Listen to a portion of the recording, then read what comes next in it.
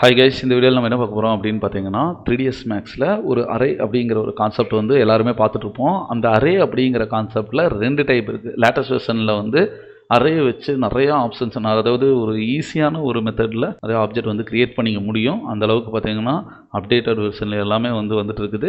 சரி, அது என்ன அப்படிங்கிறத வந்து ஃபுல்லாக பார்த்துடலாம். அதுக்கு முன்னாடி பார்த்தீங்கன்னா நான் வந்து ரெக்கார்டிங் வீடியோ வந்து 60% ஆஃபர் வந்து நியூ இயர் ஆஃபர் கொடுத்துருக்கிறேன். சப்போஸ் இதில் இந்த டாபிக்ஸ் ஃபுல்லாகவே வந்து கவர் ஆயிரும், A to Z basic to advance லெவலில்.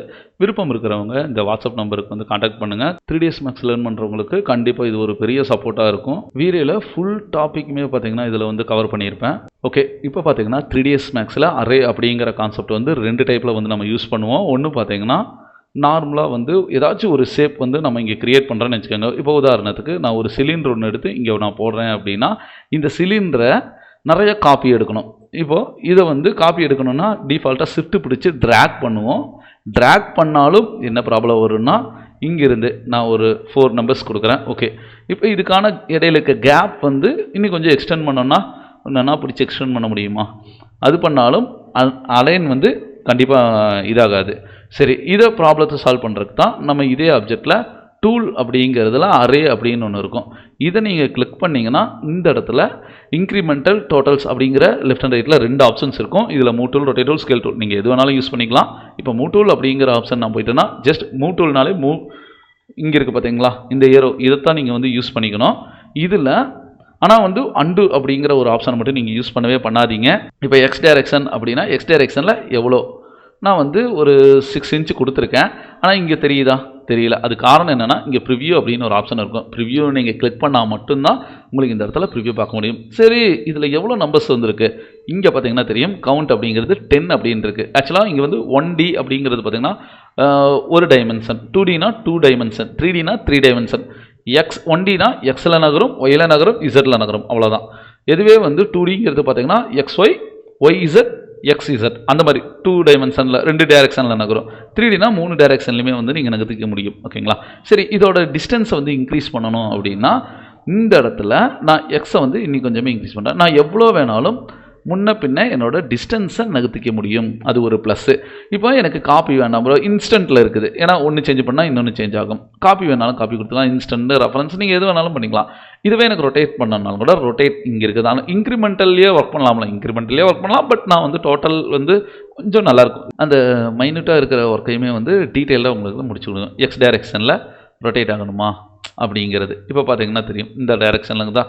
இப்போது எனக்கு மறுபடியும் ரீசெட் பண்ணணும்னு நினச்சிங்கன்னா 0 கொடுத்துட்டு ஒரு என்ட்ரு மட்டும் கொடுத்துருங்க, அவ்வளோதான். நீங்கள் அண்டு மட்டும் வந்துடாதீங்க. அதுதான், நான் அண்டு வந்தீங்கன்னா மறுபடியும் ஃபஸ்ட்லேருந்து செய்கிற மாதிரி தான் இருக்கும். அதுக்காக தான். இப்போது இந்த டைரெக்ஷன் ஒய் டைரெக்ஷனில் இந்த மாதிரி நகர்த்திக்கலாம். இதை செலக்ட் பண்ணி 0 கொடுத்து ஒரு என்டர், அவ்வளோதான். இல்லை எனக்கு ஸ்கேல் டூல் யூஸ் பண்ணாலும் கூட ஸ்கேல் டூல் வந்து எங்கேருந்து எங்கே ஸ்கேல் ஆகணும் அப்படிங்கிறது ஸ்கேல் ஆப்ஷனும் பார்த்தீங்கன்னா ரொம்பவே நல்லாயிருக்கும். இதெல்லாமே முடிஞ்சிருச்சு அப்படின்னா ஓகே அப்படிங்கிறது கொடுத்துடலாம். சரி, எனக்கு இது ஓகே ஆயிடுச்சு. எனக்கு இதே அரே வந்து ஒரு பாத்தில் போகணும் அப்படின்னு நினச்சேன்னா இதே சப்ஜெக்டை ஷிஃப்ட் பிடிச்சி ஒரு டூப்ளிகேட் காப்பி எடுத்துக்கிறேன். இதோட கலரை வந்து நான் டிஃபால்ட்டாக இருக்கிற கலர் தான், அதை வந்து நான் சேஞ்ச் பண்ணிக்கிறேன். ஒரு லைட் ரெட் கலரில் கொடுத்தாச்சு. பார்த்து கொடுத்து ஒர்க் பண்ணோன்னா அரே நம்ம மேக்ஸிமம் யூஸ் பண்ண மாட்டோம். அந்த இடத்துல ஒரு லைன் எடுத்து ஏதாச்சும் ஒரு லைன் எடுத்துக்கோங்க. இங்கிருந்து ஒரு கர்வ் மாதிரி ஒரு ஸ்மூத்னஸ் வந்து நான் கொடுப்பேன். இப்போ இந்த இடத்துல ஒரு லைன் ஒன்று போட்டிருங்க.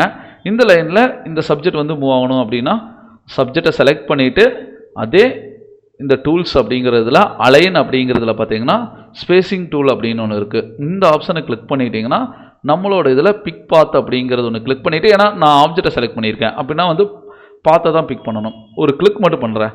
இப்போ எவ்வளோ கவுண்டிங் இருக்குது?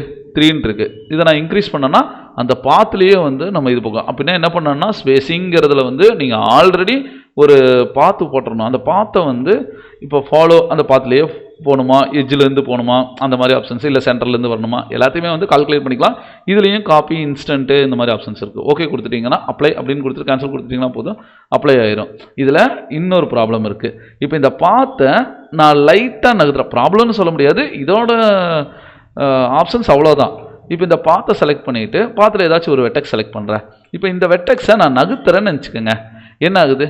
அந்த ஷேப் வந்து அப்படியே தான் இருக்குது, கிரியேட் பண்ணது. பார்த்து மட்டும்தான் நகருது.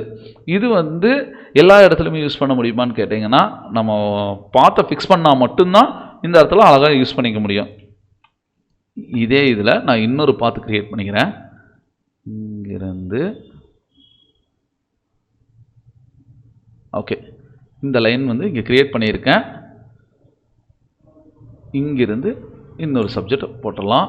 இதுக்கு வந்து வேற ஒரு கலர் வந்து பிக் பண்ணிக்கலாம், ஒரு பர்பிள் கலர். ஓகேங்களா? இந்த இடத்துல நம்ம இப்போ யூஸ் பண்ணுற ஒரு சூப்பரான ஒரு கான்செப்ட். அதே அரே தான் ஃபஸ்ட் டைமில் யூஸ் பண்ண பார்த்தீங்களா, அதே மாதிரி அரே தான். ஆனால் இங்கிருந்து நம்ம எடுக்க போகிற டூல்ஸில் போய் அரே அப்படிங்கிறது ஒன்று நான் எடுக்க போகிறது கிடையாது. அதுக்கு பொதுவாக மாடிஃபைல போய் அரேங்கிறது ஒரு ஆப்ஷன் யூஸ் பண்ண போகிறேன். இந்த டைமு நம்ம வந்து ஷேப் வந்து செலக்ட் பண்ணுங்கள். ஷேப் செலக்ட் பண்ணிவிட்டு மாடிஃபை லிஸ்ட் அப்படின்னு ஒன்று இருக்குதுல்ல, அதில் கிளிக் பண்ணிங்கன்னா ஆப்ஜெக்ட் ஸ்பேஸ் மாடிஃபையரில் அரே அப்படின்னு ஒன்று இருக்குது. அதை வந்து செலக்ட் பண்ணுங்கள். அரே செலக்ட் பண்ணவே டிஃபால்ட்டாக பார்த்தீங்கன்னா அங்கே அரே ஒரு சிலிண்டரில் வந்து அரே அப்படிங்கிற ஒரு கான்செப்ட் யூஸ் பண்ணியிருக்கேன்னா, அதில் சிலிண்டர்னா நீங்கள் சிலிண்டரோட சைஸ் வந்து ஹைட் சின்னது பண்ணலாம், பெருசு பண்ணலாம், எந்த அளவுக்கு வேணாலும் ரேடியஸ் கொடுக்கலாம், அதுக்குள்ளே இருக்கிற செக்மெண்ட் எல்லாமே நம்ம ஆட் பண்ணிக்கலாம். இதில் அரே அப்படின்னு கொடுத்தீங்கன்னா அந்த அரேயோட ப்ராப்பர்ட்டிஸ் போயிடும். அரேயில் நீங்கள் மெட்டீரியல் எடிட்டர் கொடுக்கலாம், யூவி கொடுக்கலாம், ரிமூவ் பண்ணலாம், கிரியேட்டு, டிரான்ஸ்ஃபார்ம் டூல் எது வேணாலும் யூஸ் பண்ணிக்கலாம். இதில் வந்து இங்கே இருக்குது பாருங்கள், டிஸ்ட்ரிபியூஷன் அப்படிங்கிறதுல கிரிட் அப்படின்னு இருக்கு. இப்போ கிரிட்டுங்கிறது வந்து டிஃபால்ட்டாக இங்கே இருக்கிற கிரிட்டு ரிலேட்டடாக, கிரிட் எப்படி போகுது லெஃப்ட் ரைட்டுன்னு போகுதா, அது ரிலேட்டடாக தான் இங்கே வந்து ஒர்க் ஆகும். இல்லை எனக்கு கிரிட்டு வேண்டாம், நான் ஒரு ஸ்ப்ளைன் தான் வச்சுருக்கேன் அப்படின்னா இந்த லிஸ்ட்டை கிளிக் பண்ணிங்கன்னா போதும். இங்கே பாருங்கள், ரேடியல் மாதிரி வேணுமா, இப்போ நான் ரேடியல் கொடுத்துட்டேன்னா அது ஒரு சர்க்கிள் மாதிரி வந்துருச்சுங்களா.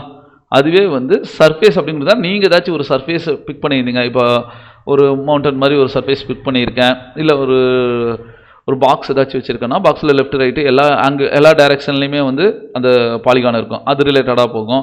அதுவே நான் இப்போ என்ன பண்ணிக்கிறேன்னா ஸ்ப்ளைன் அப்படின்னு கொடுத்துட்டீங்கன்னா நீங்கள் ஒரு ஸ்ப்ளைன் வச்சுக்கலாம். ஜஸ்ட் இந்த ஸ்ப்ளைன் எடுத்துகிட்டு பிக் ஸ்ப்ளைன்னு இருக்குதா, இதை கிளிக் பண்ணிவிட்டு ஜஸ்ட் அந்த பிளைனை வந்து ஒரு பிக் பண்ணிடுங்க. அந்த பிளைனில் போய் உங்கள் உட்காந்துக்கும்.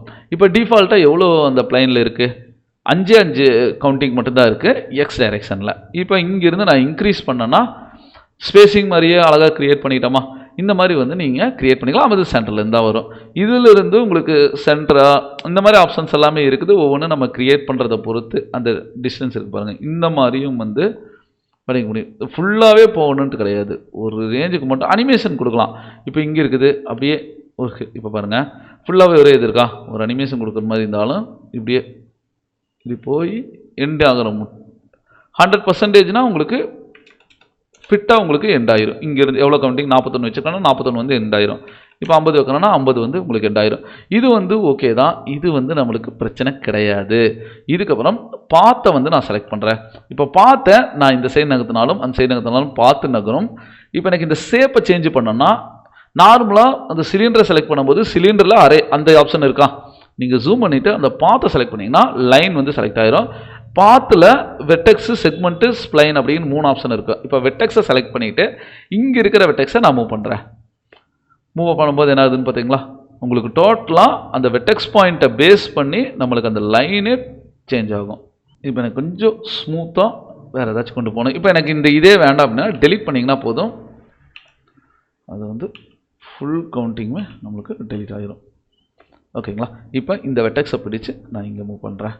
இப்போ பக்கத்தில் போக போக இந்த அளவுக்கு வந்துருச்சா. இந்த மாதிரி நிறையா வந்து நீங்கள் யூஸ் பண்ணிக்க முடியும். இந்த மாதிரி டிப்ஸ் அண்ட் ட்ரிக்ஸோடு பார்த்தீங்கன்னா வீடியோஸ் எல்லாமே வந்து நான் அப்டேட் பண்ணிகிட்டே தான் இருப்பேன். அது இல்லாமல் பார்த்தீங்கன்னா நம்ம அட்வான்ஸ் லெவலில் 3ds Max கற்றுக்கணும் அப்படின்னு நினச்சிங்கன்னா 3ds Max வீரே ரெக்கார்டட் வீடியோஸ் வந்து 60% நியூ இயர் ஆஃபர் இருக்குது.